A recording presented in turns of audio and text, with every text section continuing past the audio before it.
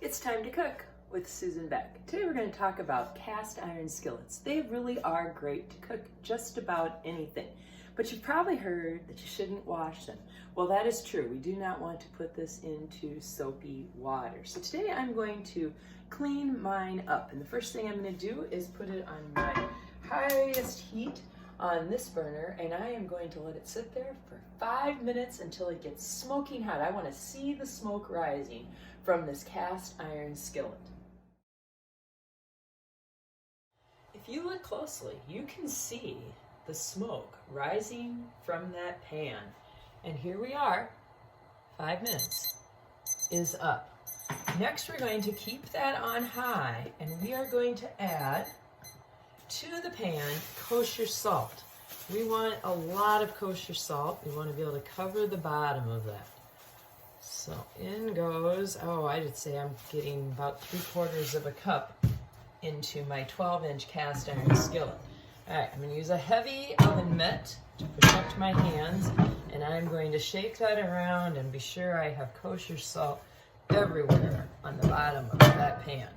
Then we're going to cook it for 5 more minutes, and it'll pick up any of the grit and grime left behind from using this cast iron skillet.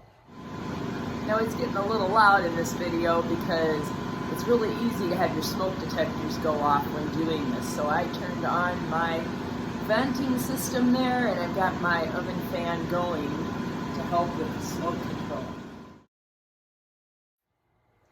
Well, we're reaching the end of our 5 minutes cooking the salt. So we're going to turn off the heat. I turned my fan off so that you can hear me better.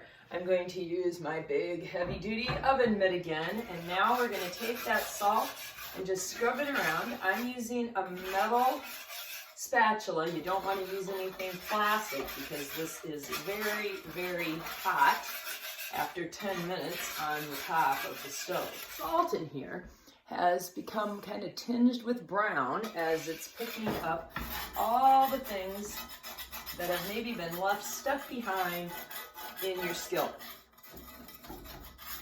Get around the edges there a little bit too. And the bottom of that is just looking really nice and clean now. Next step is to just get rid of the salt. And wow, my pan bottom looks fantastic.